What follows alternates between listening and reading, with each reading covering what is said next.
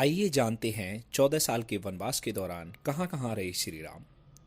पहला पड़ाव शिंगरौर। वनवास का पहला पड़ाव था शिंगरौर, जो प्रयागराज से 35 किलोमीटर दूर, जहाँ केवट प्रसंग हुआ था, जिसका उल्लेख रामायण में भी आता है। यह नगर गंगा घाटी के तट पर स्थित है। महाभारत में इसे तीर्थ स्थल कहा गया है। सिंगरौर में गंगा पार करने के पश्चात श्री राम कुरई नामक स्थान पर उतरे थे, जहां गंगा को पार करने के पश्चात राम, लक्ष्मण और सीता जी ने कुछ देर विश्राम किया था। कुरई से आगे चलकर श्री राम अपने भाई लक्ष्मण और पत्नी सहित प्रयाग पहुंचे। प्रयाग को वर्तमान में प्रयागराज कहा जाता है। यहाँ गंगा जमुना का संगम स्थल है। हिंदुओं का यह सबसे बड़ा तीर्थ स्थल है। यात्रा का दूसरा पड़ाव चित्रकूट। वह स्थान है जहाँ राम को मनाने के लिए भरत अपनी सेना के साथ पहुँचते हैं। तब जब दशरथ का देहांत हो जाता है, भरत यहाँ से राम की चरण पादुका ले जाकर उसे गद्दी पर रखकर राज करते हैं। यात्रा का तीसरा पड़ाव अति ऋषि का आश्रम, जो कि सतना मध्य प्रदेश के पास है। वहाँ श्री राम ने राक्षसों का वध किया, जिसका वर्णन रामायण के अयोध्या कांड में मिलता है। यात्रा का चौथा पड़ाव आश्रम में कुछ दिन रुकने के पश्चात श्री राम ने छत्तीसगढ़ के इन जंगलों को दंडकारण्य अपना आश्रम स्थल बनाया। यहाँ पर श्री राम ने अपने वनवास को काटा था।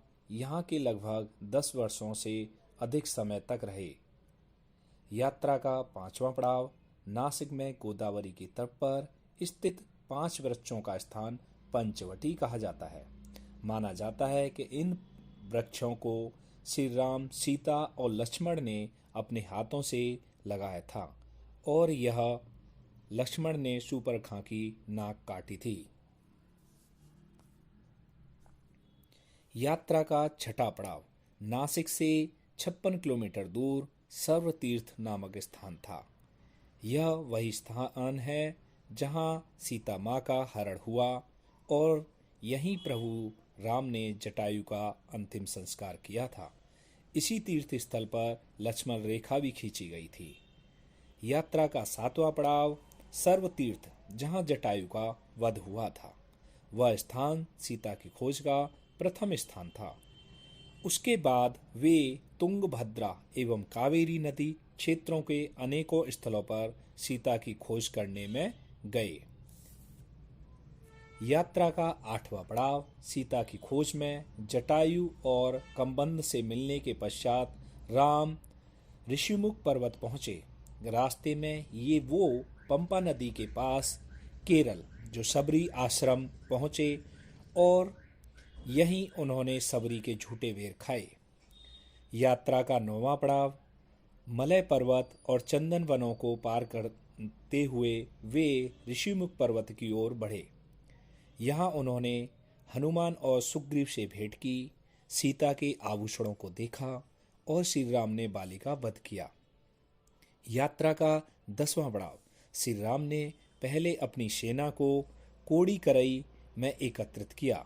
सर्वेक्षण के बाद जाना कि यहाँ से समुद्र को पार नहीं किया जा सकता, तब उन्होंने रामेश्वरम की ओर कूच किया।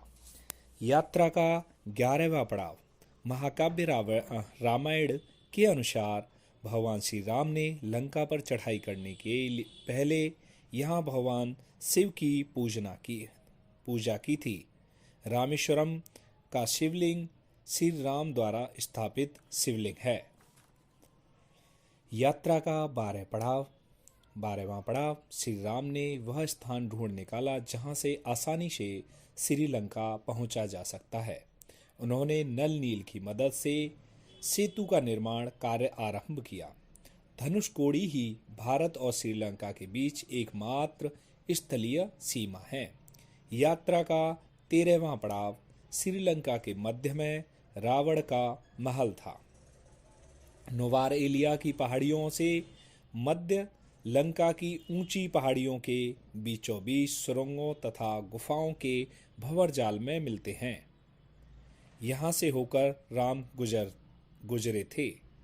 यात्रा का आखिरी पड़ाव, सीता को वापस प्राप्त करने के लिए श्री राम हनुमान और वानर सेना की मदद से रावण और अनेक उसके वंशजों को पराजित किया और विभीषण को लंका का राजा बनाया, उसका पग प्रदर्शित किया।